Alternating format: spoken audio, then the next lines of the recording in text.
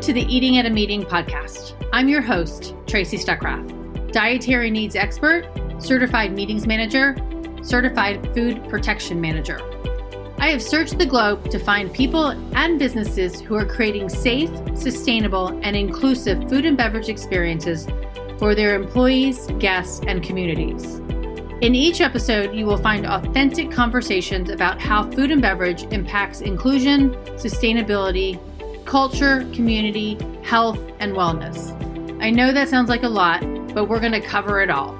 Are you ready to feed engagement, nourish inclusion, and bolster your bottom line? If so, let's go.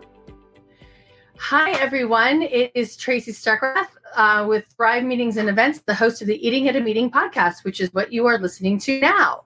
And if you're wondering where I am actually in one of the storage units in the Hotel Contessa in San Antonio, Texas. I just arrived here to actually attend a food conference called La Danse des Escoffiers, 4-day conference. And I got off a plane an hour ago, and I'm here with Erik Wolf from the World Food Travel Association, and to talk about what is food travel and what does that mean. And Erik is in Spain. So hi, Erik. Hi, Tracy. Good to see you. I'm glad you made it to your live broadcast on time. I know. I'm like, oh my God. And it was like a nice, easy ride in a Lyft to get here. So short ride as well. So yeah. And I kind of got kicked out of a meeting room, and I'm like, where can I go? And the hotel put me in. Well, for everyone listening, the sound is actually better now. So we're not complaining. Good. Okay. That's really good. And the fact that I have good Wi-Fi is even better. Indeed. So, okay. So Erik, you're the founder of the modern food tourism industry, the world's which is the World Food Travel Association, and leading authority on food and beverage tourism. I love the fact that you published Have Fork Will Travel and are the author of Culinary Tourism, The Hidden Harvest. So, and you speak about food tourism on CNN and a variety of other international BBC broadcasting platforms. So tell us, what is food tourism? I know there's gastronomic tourism, et cetera. Is that all the same? Well, it really depends on who you talk to and where you are in the world. So from our perspective, food and beverage tourism is synonymous with food tourism, which is synonymous with culinary tourism, which is synonymous with gastronomy tourism. However, depending on who you're talking to, people may disagree with you. And some academics specifically may point out that food and beverage tourism is not the same as food tourism. We don't get that complicated. It's awkward to say food and beverage tourism. It's way too long, and food tourism is just concise and everybody gets it. And you usually have beverages when you consume food as well, so it just makes sense. It makes total sense. And what is it? I mean, there's a nice definition of it that you guys defined on your website. Can you tell us about that? Yeah, sure. We define food tourism as the act of traveling for a taste of place in order to get a sense of place. And for us, that really encapsulates what it's all about. Traveling for flavor. You want to get a taste of the destination and really getting to taste the terroir. And for us, terroir isn't just about wine. It's about the meat. It's about the bread, the cheese, the chocolate, whatever is made, grown, or produced in that area. Everything has a terroir. And that's what it is. And if you ask other people, they're going to talk about room nights and customer spend and all of this stuff. And you know what? Whatever works for you. But we like to keep it simple here at the association. And I love the fact that you get a sense of taste. And because when, of course, in not thinking about food and beverage, you want to get a taste of the city or the place that you're going. But the taste really adds to it because it is the flavor, the food and beverage of it. Yeah, absolutely. It all comes down to the taste. I mean, taste is a very personal thing. as well. Mhm. And you might have someone who really loves the hot and sour soup at this one restaurant, but you don't. And what's the reason for that? And it's because you have different psychoculinary profiles, which is a methodology that we came out with here at the association 10 years ago, I guess 11 years ago now. And it really explains how people have different expectations. And that's why you and your partner maybe go to a restaurant down the street and you loved it. Oh my gosh, it was the best food ever, best French, Japanese, Italian, insert cuisine here, food ever. And you tell your best friend and they go and they don't like it. And the reason why is because you had different psychoculinary profiles or really different expectations. Psychoculinary profiles. That's an interesting term. I mean, and Yeah. it is because, I mean, people like chicken parmesan and other people don't. And it's a variety of different things. Yeah. So, but also exactly. with the city and the cuisine, or why some people like Asian food and, but others don't, etc. So I went on the line and I found out you do kind of a state of the industry for food and beverage tourism. And 2020 was a little bit of a woo, let's throw it in there. So from 2019 to 2020 and 2021, and looking at 2022, which I'm assuming that you're working on now, kind of what has changed, or what are you all seeing from your partners? Well, we also like to focus on the positive here at the association. And so with all of this stress and crisis and anguish and all the bad things that have happened in the past 2 years, we want to look for the silver lining in the cloud. And some of the fantastic legacies of the pandemic, the positive legacies of the pandemic has been that people are focusing more on their own culinary cultures. So what did we do during lockdown? We cooked at home. We talked to our parents and grandparents and asked them about old family recipes. We borrowed old cookbooks and we practiced those recipes. And so it's really been a boon to help increase awareness of culinary cultures and people's appreciation for them. Just like we saw after the World Trade Center bombings in 2001, people cocooned and they went back to what was safe and comfortable. That happened again to some extent with the pandemic, and people went back to what was safe and comfortable, and it's always about food and family. And do you think that, that just makes me think of the mom and pop Italian restaurant somewhere in Orvieto, Italy, right? And who was using their family recipes probably. Do you think that a lot of restaurateurs will add those to their a little bit more, or change them up a little bit? Or do you think it'll just kind of focus on the flavors of that region? Well, I think what you're seeing when people travel, there's two things. You can have the authentic food, which is that traditional recipe that you talked about. And I am about to sneeze, so I apologize for everyone. I'll mute myself when it happens. So you've got that authentic recipe that people would come for, and it's the old family recipe. Nana made this kind of thing. But then you also have innovation in cuisine, and this could be fusion food, or it could be modern renditions of more traditional dishes. I was in Portugal a couple of years ago, and I had what was called the traditional dish, and it was swimming in olive oil. It was just, I didn't know that olive oil is healthy, but the amount of olive oil was not healthy. And I made a casual remark to my host. I said, maybe we could look at doing a new version of the dish where we cut down on the olive oil. Well, that did not go over well.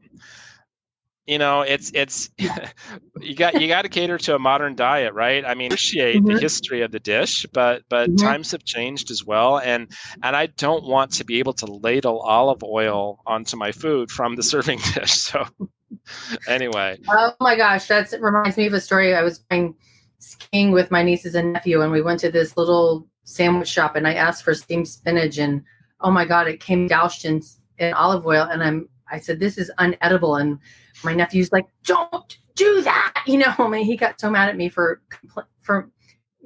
complaining about my dish. And I'm like, I can't eat that much olive oil. It was kind of gross. Yeah. Too much. Yeah.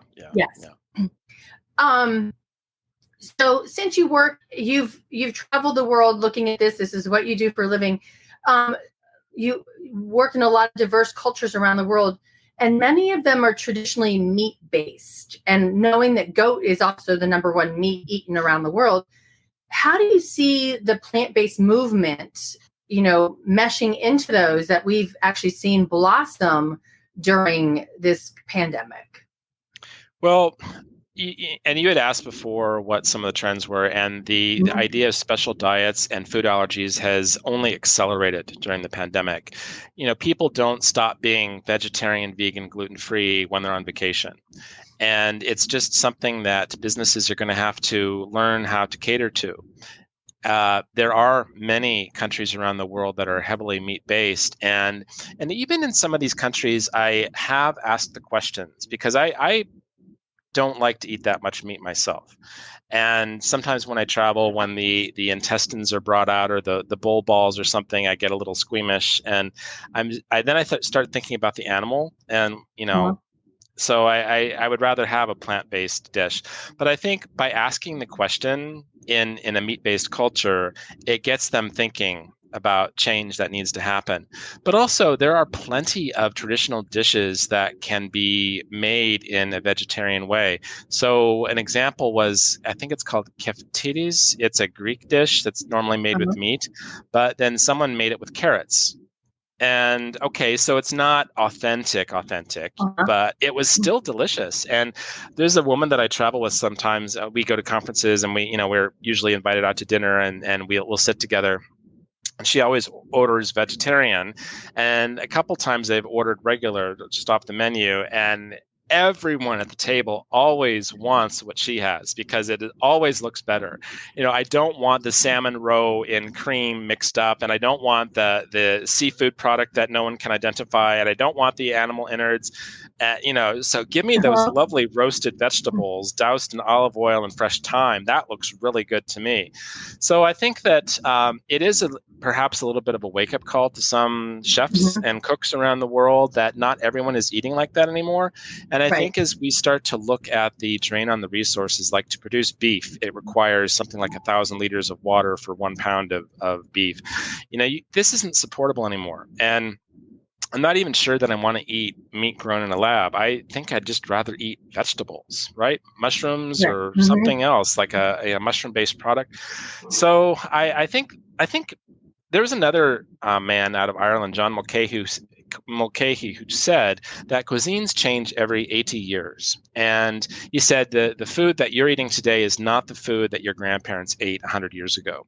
And I thought that was really interesting. So this whole vegetarian vegan movement has been really strong in the past maybe 10 to 15 years. Well, fast forward 100 years from now, maybe the majority of the food on planet Earth will be vegetarian and meat will be a scarcity. Right. That's really interesting because if you think about 100 years ago, that was World War I. I got my dates right. And World War II.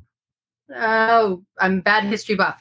And what were they eating then, right? And lots of rationing foods and things like that. So, which is kind of ironic as well, because what happened to the chocolate mousses from the 1970s growing up? I remember, we would go to a restaurant and there would all be chocolate mousse on the menu, and I love chocolate mousse. You don't ever see that anymore, right? Yeah. And actually, earlier this year, a guy found the menus, I think, from the New York Hilton from like 50 years ago, and was looking at the banquet menus that they were offering. And so I need to get him on to show those, because it was really interesting to see what was in those banquet menus that meeting planners were having to choose from. Yeah. So it definitely has changed from way back then.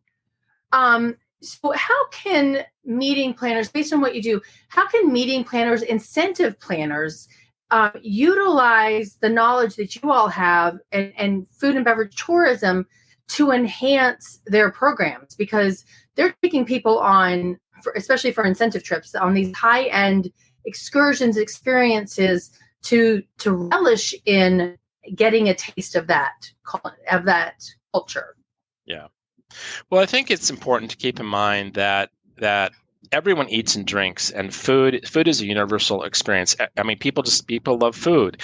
And I always find it a bit disappointing when I go to a convention or a meeting and this standardized food service is served. I make a joke about the gratuitous trade show roll that is just this poor, sad roll sat on a plate by itself, no butter or anything. And it's only served to you because they feel like you have to have a bread product with there has to be a carbohydrate with this dish. And it's just ridiculous. Like, why are you doing that? No one wants to eat it really. And people who are eating it probably shouldn't be eating it. It's just not good for you, so let's do something more interesting with that. But I think that food can be the centerpiece of a meeting. I mean, think if you have a meeting of 300 people and they all go away as ambassadors for the destination saying, wow, we had a meeting in San Antonio and they focused on local foods, so they did the whole Tex-Mex thing, literally Tex-Mex because it is Texas on the Mexico border. And they actually featured some of the Texas wines from the Fredericksburg area nearby. And I got to tell you, I was blown away. I have never had conference food like that. That's the goal. That's what you want people to talk about and remember. Or would you rather have people go home and say, how was the conference? Oh, there were some good talks. Nothing about the food. Right. That's not a success. The success is that word of mouth. Exactly. And food inevitably is something that they talk about, whether it's bad or good. And you definitely want to make sure that it's the good aspect of it, because that will, hopefully, their stomachs will bring them back, right? Exactly. So how do you, I'm always searching for and trying to tell people, hey, find when you're bringing events to a city and you don't have required food and beverage functions, and people are allowed to go out on their own, give them a list of the gluten-free restaurants or the vegan restaurants or halal. But just in general, how do you find places to eat in a new city? Are you using TripIt? Are you using Rick Steves' guidebook, or how do you do it? Well, I don't use TripAdvisor. Okay. I think that TripAdvisor it's what regular travelers use. It serves their needs and it gives them ideas of where to go and what to do, but it's not what food lovers use. Food lovers get inspiration from a number of sources, one of which is Instagram. Food porn. We like looking at pretty pictures. Where is that from? Right? Or, that French toast, that looks amazing. Where was that picture taken? That's the first thing. The second thing is talking to our friends, family, and colleagues. So people who go on a trip, come back raving about a wonderful dish, that piques our interest. And then we also look at bloggers that we follow. So if you're a food lover, you're probably going to have a couple bloggers, maybe 10 or 20 bloggers who you get their newsletters, you visit their websites, you get their posts, maybe there's some RSS feeds, but you get that information in those ways.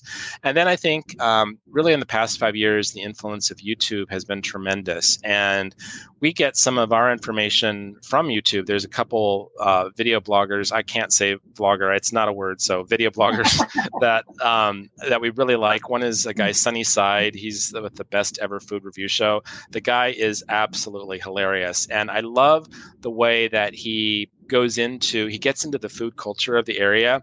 And some people are extremely superficial about their visit. And it's more about them oohing and eyeing and making moaning noises and weird stuff. And no, he gets to know the people. He interviews the people. And if that language is an issue, he has a host who in the destination that speaks the local language, and he really gets into it. And it's really interesting. It's not a picture of someone walking around, oh, now we're going to have breakfast here. Not at all like that. And I think the quality of his show and the production that they do is first rate. It's fantastic. I've watched other video blogger shows that are just like a couple, like a guy and a girl going around. And we're in Istanbul right now. We're going to go into this kebab place. Okay, well, I'm really happy for you. Click. So, I mean, it's trying to find that authenticity of even the travelers who are doing the reporting. On the plane today, I found a show on television, which I'd never heard of. Amazing Hotels, Life Beyond the Lobby. And of course, I didn't take a picture of their names, but one of them is a chef and one of them is a restaurant critic.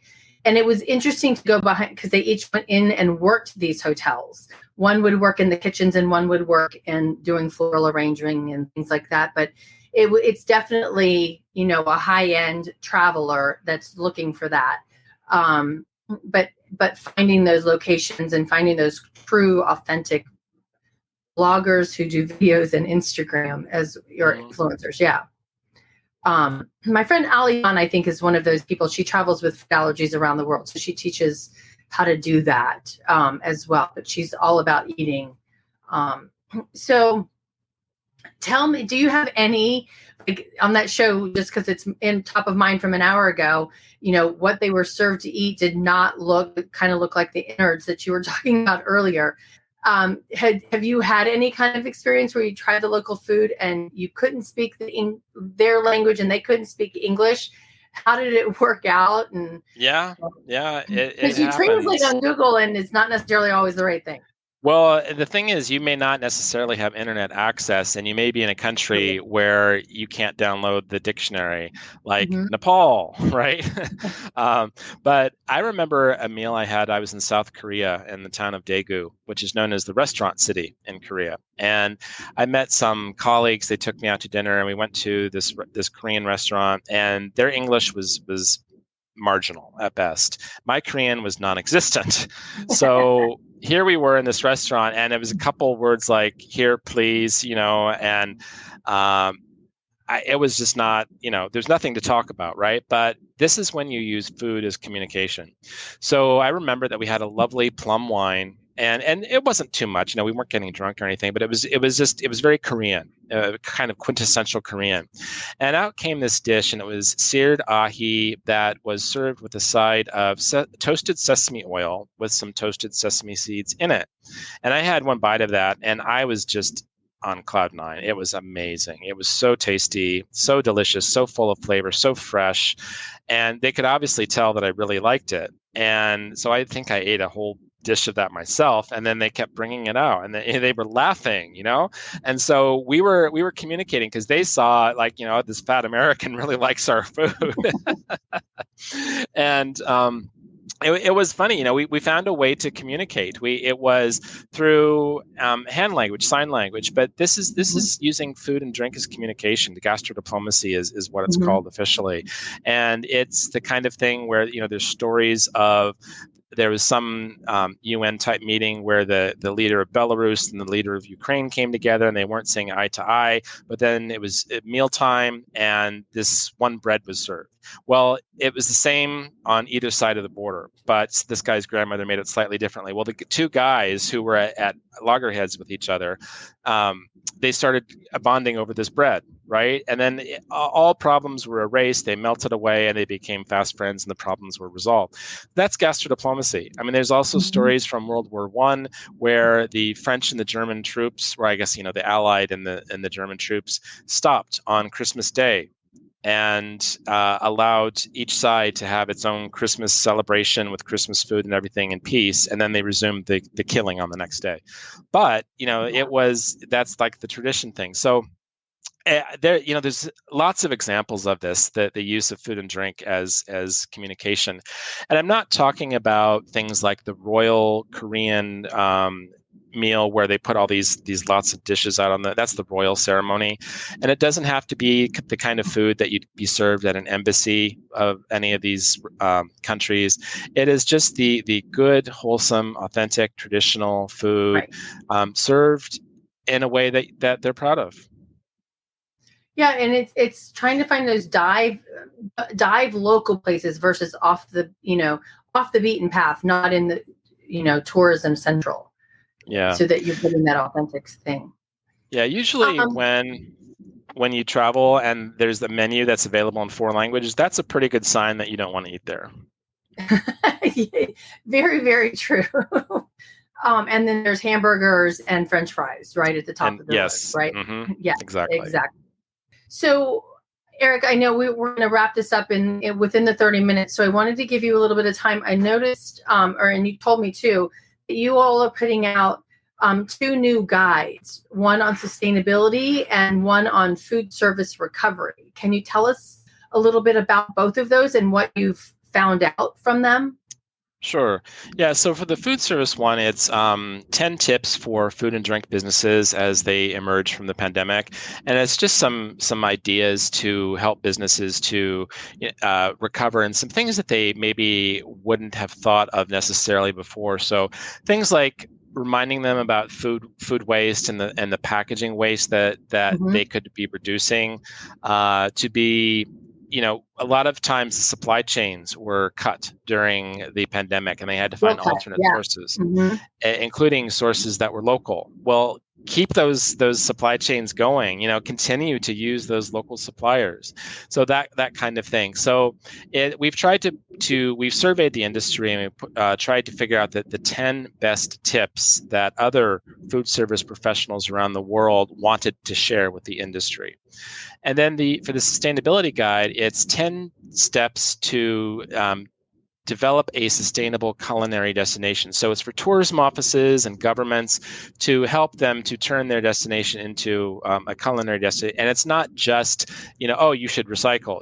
Well, yes, you should recycle, but there's a lot more to it than that. The sustainability, there's been a sea change in how destinations are managed. So before we used to call them destination marketing organizations, and it was all about marketing. It was all about quantity, heads and beds, how, growth, what are this year's numbers, how many more spend did we have, customers, arrivals, more is always better.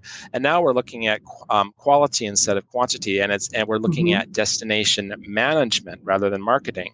So it's a quality of life issue where you're looking at the quality of life of the residents. If we reduce the number of motor coaches that are allowed to park here, if we change the hours, the seasons that people can access the beach or whatever it is, or if we say that no more than X number of cruise ships can dock in our port each year, then you start talking about improving the quality of life for the residents as well. And so we've taken that from a food and beverage tourism perspective and said, well, look, if you want to become a sustainable culinary destination, then you should consider these tips. And they can download both of them from our member community.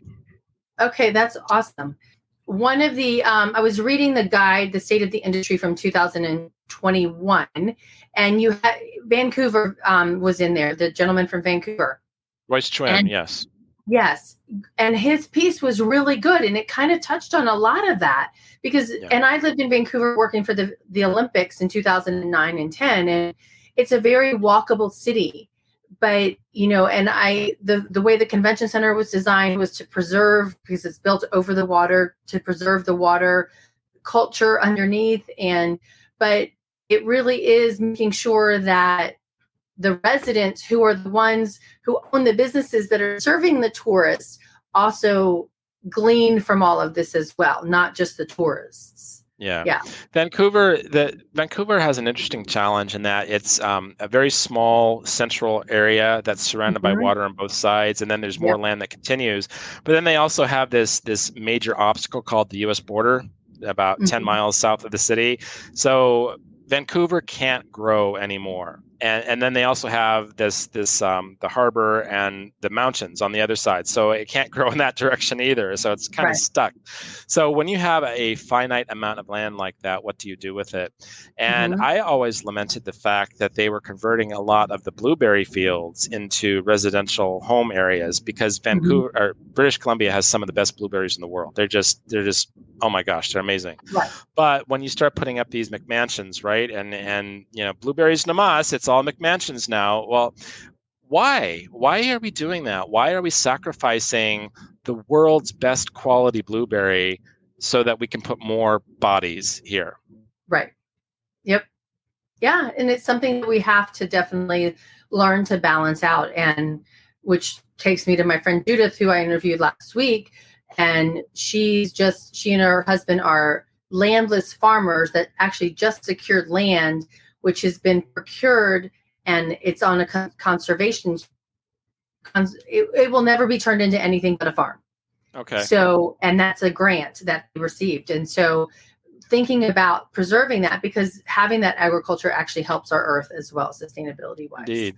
Well, Royce Chuen is a very smart guy, and that was a fantastic interview. I highly recommend. Again, if anyone wants to download that report, it's available in our member community, which is members.worldfoodtravel.org. You just sign up for free, go to the publications tab, and you'll see all of our reports there, including our Taste of Place reports. Awesome. Okay, so one final question. maybe two. If you could have anyone over for dinner, who would you have and where would you want to go eat? And they could be alive or dead. Oh my gosh, that's an amazing question. Wow, people that you know, gosh, there's a lot of people I'd like to invite over. I'd like to have dinner with Whoopi Goldberg, and I actually saw her at a restaurant when I lived in New York. She was across the restaurant dining room, and I said to my friends, I said, I think that's Whoopi Goldberg, and they were busy with the menu, and then Whoopi saw me looking at her, and she just kind of nodded at me, and she was so diplomatic how she did it. She acknowledged me. Mm-hmm. But no one made a big deal of it. I didn't race over for an autograph or anything like that. But I thought she was so cool how she did that. And, like someone like Helen Mirren, I think she is so awesome. I would just love to have dinner with her. Or, someone kind of classic like Sean Connery. I mean, he could probably talk your ear off for hours about his life and everything. And where to have dinner, I think I would probably ask them to choose. Take me to your favorite place, because I always love experiencing food through other people's eyes. Why ask me what I love and take me to a place that I'm going to I'm going to love? Take me to a place that you love and introduce me to something new. I love that. That's really great idea. And Nancy just said it's okay if you pick your grandma that you wanted to take to dinner. But actually that's very funny, Nancy, because today is actually take your parents to lunch today. So I should have actually asked you that question. Where would you take your parents to lunch? But well, if I had to take my parents to lunch and they were still alive and I had the means, I would probably fly them to San Sebastian, Spain, and we would go pinchos hopping. Have you been to San Sebastian? No, I've never been to Spain. Okay, so pinchos that's what tapas are called in the Basque Country. Okay. But in the Basque Country, tapas that they do are an art form. So the pinchos are, they're this tall. They're made with really high quality ingredients. They're substantial. So you can have 3 or 4 pinchos, and that's dinner. That's enough. Wow. Not expensive, wonderful food, wonderful camaraderie, and you can walk from place to place. You can enjoy a red wine. You can have the local chacoli, which is a very slightly effervescent white wine. Also, the cider, the hard cider from Basque Country is wonderful. But just to walk around the town and enjoy the history and the culture and the Basque people, they're really a fascinating area. That's so. I'm definitely going to have to come visit you in Spain. Okay, so Brenda Anderson just posted Sean Connery. He started as a milkman in Edinburgh, Scotland, which is, I'm glad you posted that, because my story of Sean Connery is that I saw him in Nobu in, where is the one and only club, and the Atlantis in the Bahamas.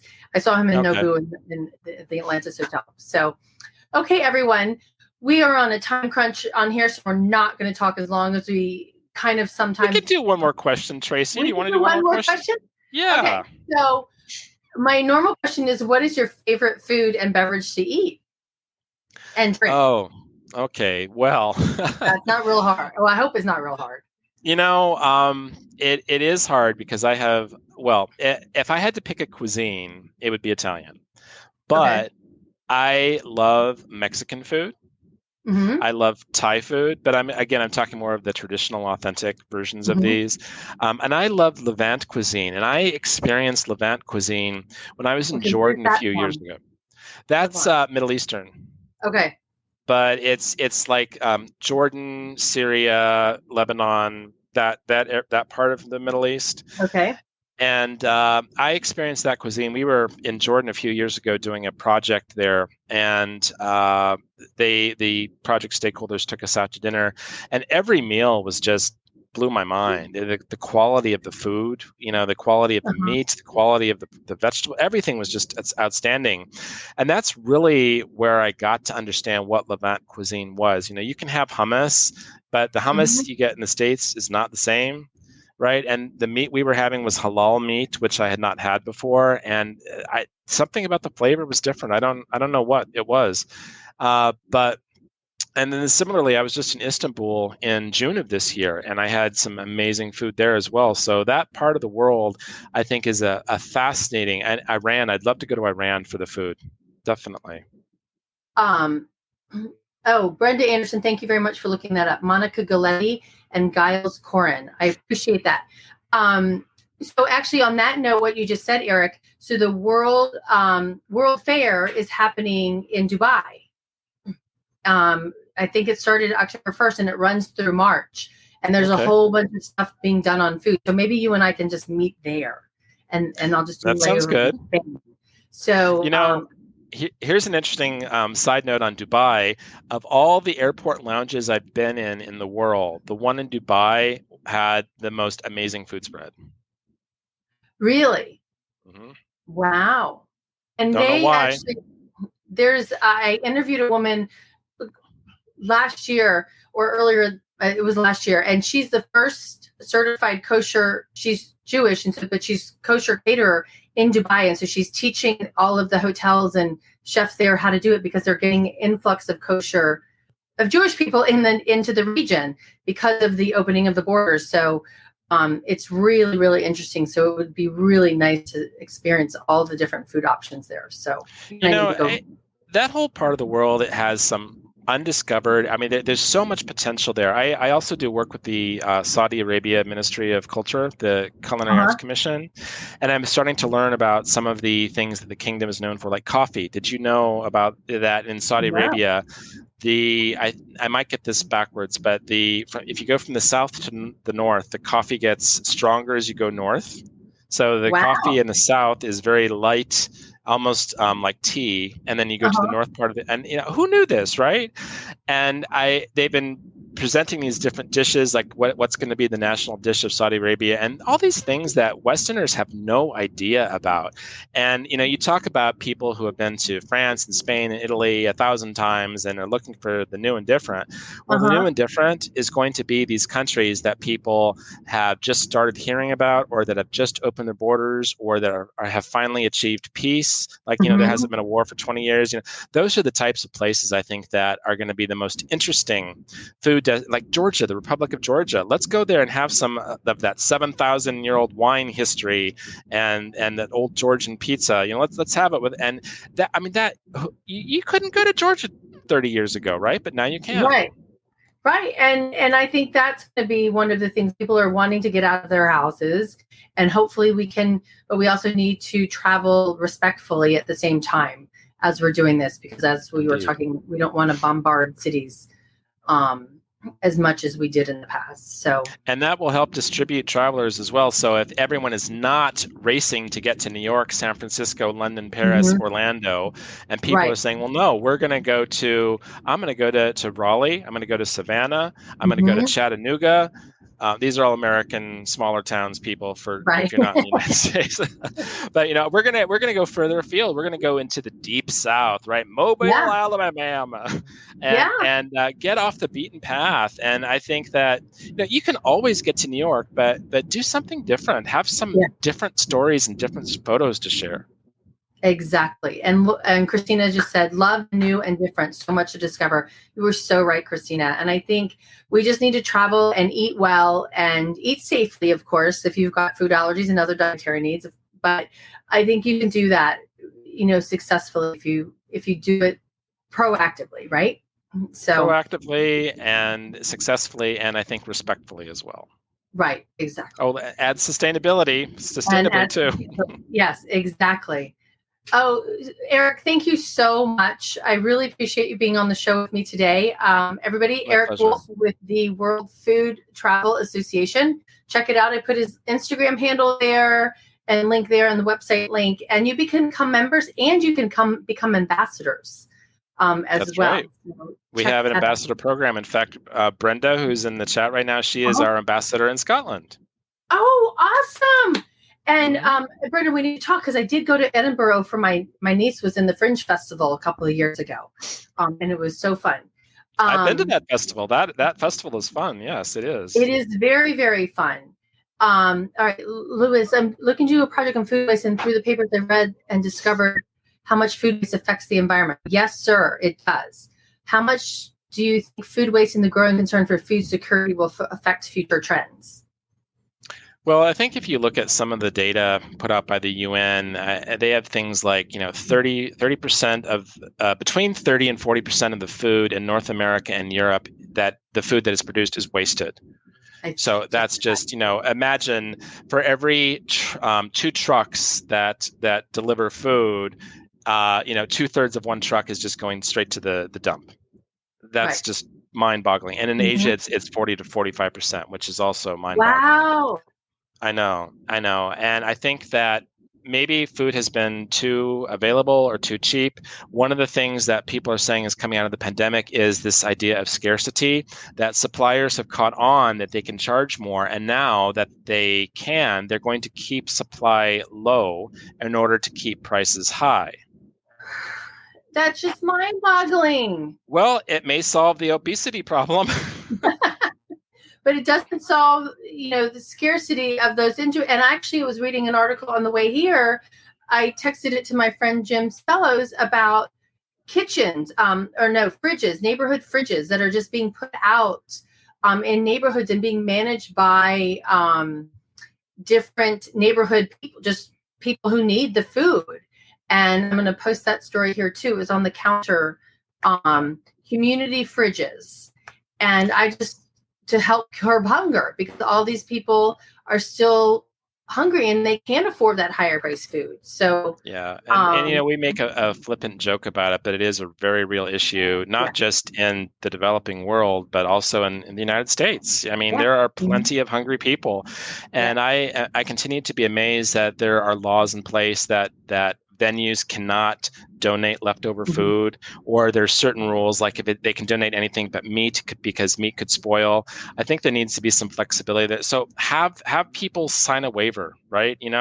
You've heard about dumpster divers. Yep. Mm-hmm. It's a thing. I mean, or the food that grocery stores dispose of because it's either close to the expiration date or the expiration date has just passed.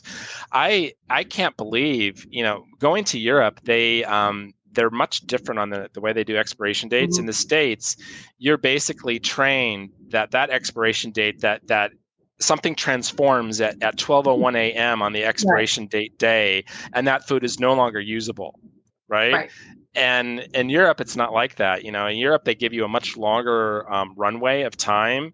But in Europe, when they put the date on something, that's it. Yeah. I mean, you might get one more day out of it, but that's pretty much the date.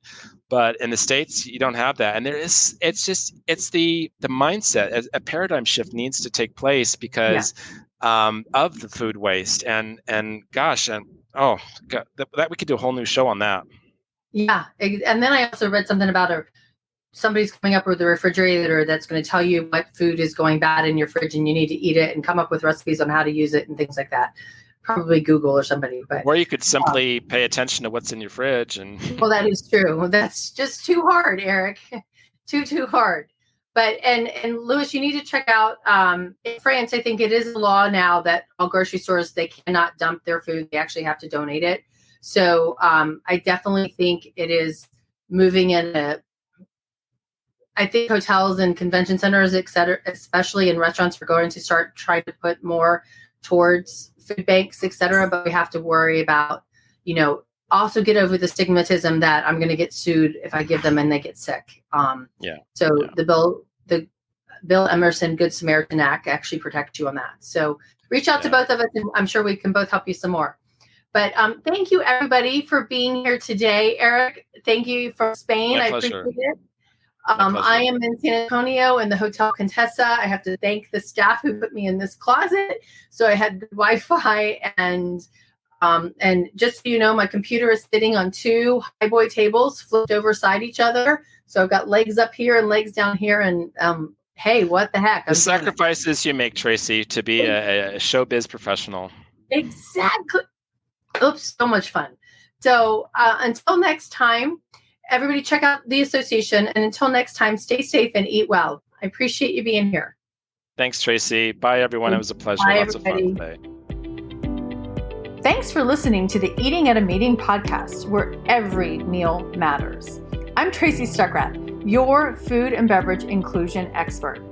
Call me and let's get started right now on creating safe and inclusive food and beverage experiences for your customers, your employees, and your communities. Share the podcast with your friends and colleagues at our Eating at a Meeting Facebook page and on all podcast platforms. To learn more about me and receive valuable information, go to tracystuckrath.com. And if you'd like more information on how to feed engagement, nourish inclusion, and bolster your bottom line, then visit eatingatameeting.com.